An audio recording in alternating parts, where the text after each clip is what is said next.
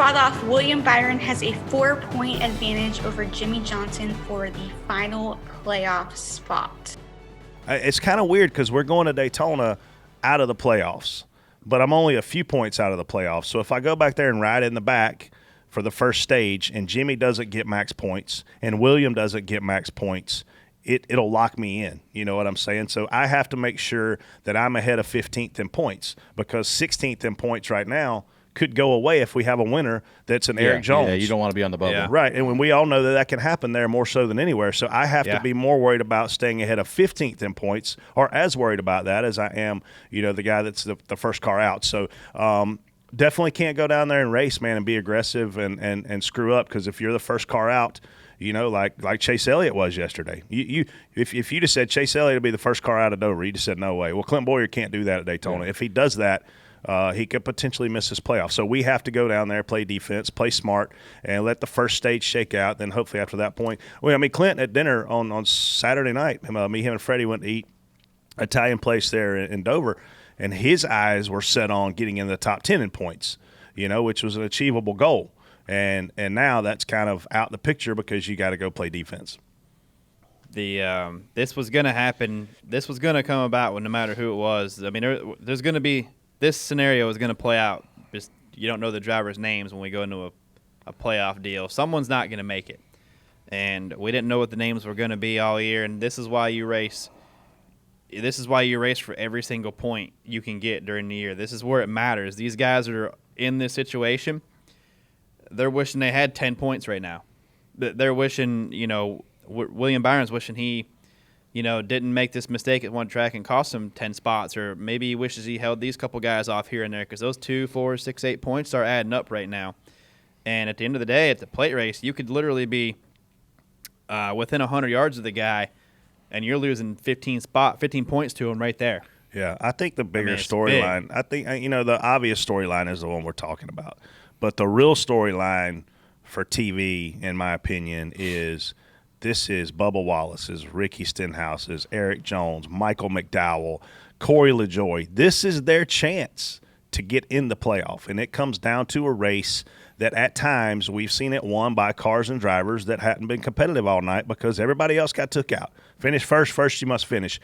To me, that's the big storyline, is which one of those guys has the best opportunity to go capitalize on this and win the race, because it's going to come – we're going to have the whole conversation about somebody is out here. Either the 24, the 21, or 48 is going to get eliminated. I think personally that the 14 is safe. But one of them three is out. But somebody else brand new may get in and put 2 of them out. Yeah. Yeah.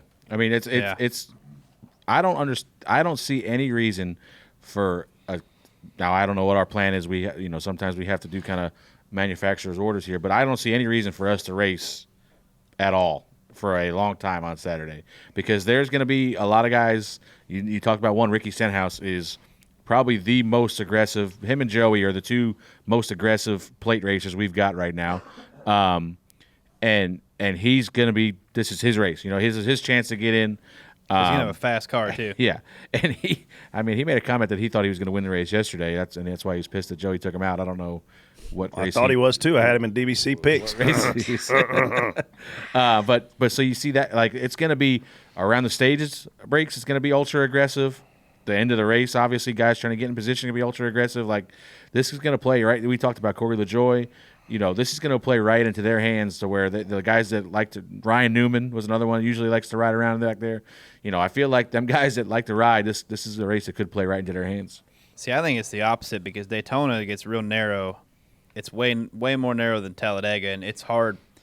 It's hard once you get in the back and ride. It's hard to get through 2x2 traffic, man. Yeah. It's hard to get your way back through. So I think I look for a guy like Ricky to be super aggressive in the beginning and try to get control of the race early. Oh, for sure. It's nighttime, and one late caution, and everything you just said is out the window. This isn't the Daytona 500 where we run it at 2 o'clock and it's 90 degrees outside. It'll be 75 degrees. It'll be dark. Thank goodness. And if we see a late race caution, it is going to be a complete 3-wide, 4-wide crapshoot for however many laps it is. But you're not going to be able to go from back and just drive around through. You're going to get jammed up. Yeah, well, as soon as somebody sees you come with a run, guess what they do? Yeah, they'll pull in front of you.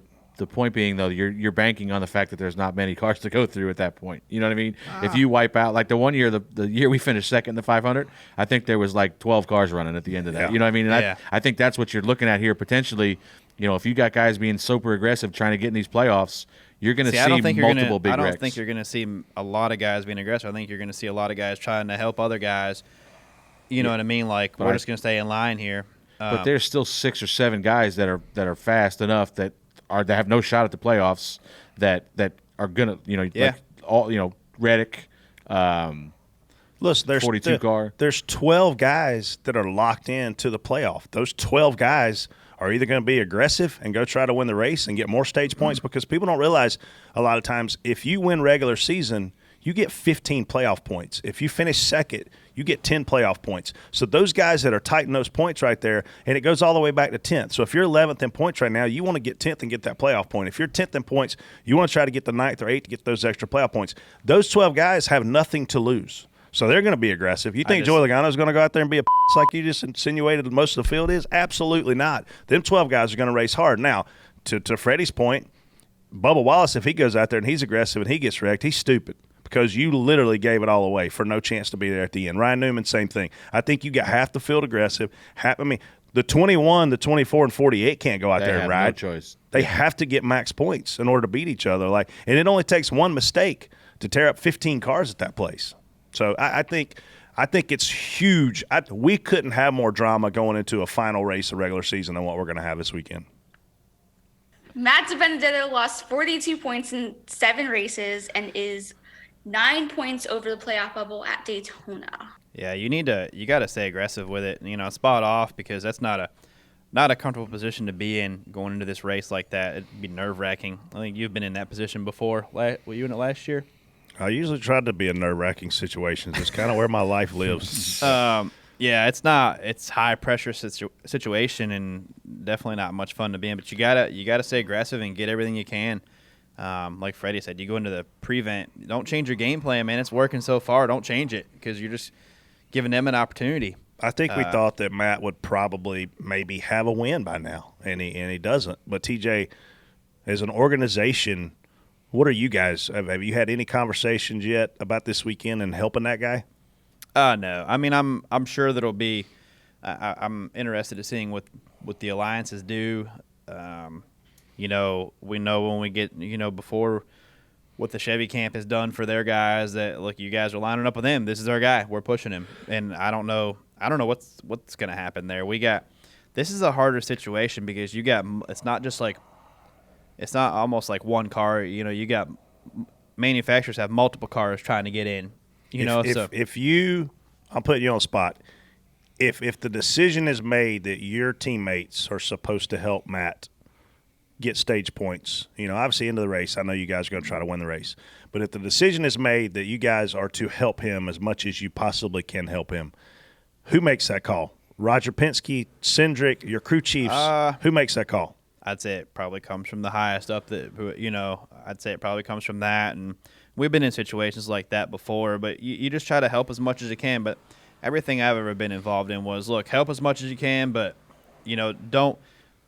we want you to race, but don't do it so early that everyone else gets around. If you're going to race, like you're going to race till off of turn 4, and then if you can get a run, make a pass, and go for the win, you can't stop a guy from going for a win. I mean, everybody, I don't know. You want to win. These guys are paid to win races, and they all want to win. Because Hendrick's in a weird situation. They got to race against one another. Yeah. You're not in that situation. You have 3 cars in and a 4th car that is on the fringe, And that's what I'm saying. This is a little bit different, because you got multiple cars going for it, instead of just, okay, you guys are safe. This guy, we need this guy in. You 3 are pushing that guy. I mean, if they tell the 88 and the 24 to help the other 2 guys, well, the other 2 guys are trying not to help each other. Yeah. Like, it's going to be a lot of drama. I know last year, like we've had, kind of Chevrolet team orders for a little while, for these, not team orders, but, hey, you guys are all OEM orders for sure. You're going to work together. You're not going to push an oval. You're going to push a bow tie.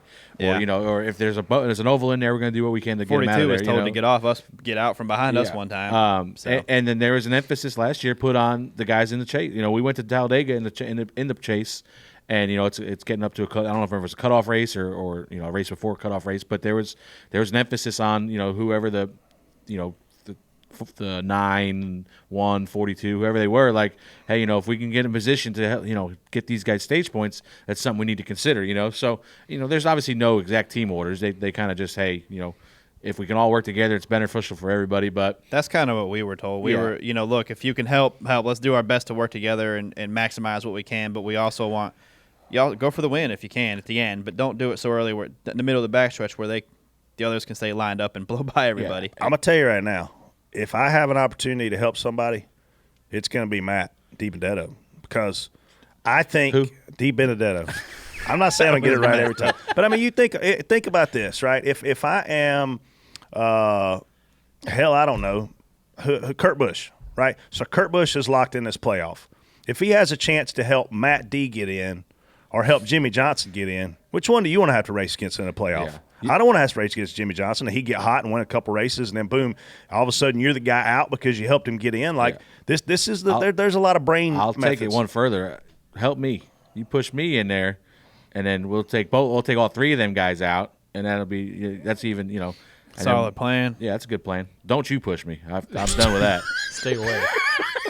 The last plate race you led, you got pushed by us. Right? I know, because I pulled up in front of you. I had no choice. I'm just telling you guys, like Risky move, Freddie. Mentally, Risky these move. drivers are going to have a lot of scenarios playing out in their head. And if Clint Boyer is coming up on a 3-wide scenario, and it's Jimmy Johnson, William Byron, and Matt D, if I'm Clint Boyer, I'm going to push Matt D because I don't want to have to race those other 2 guys.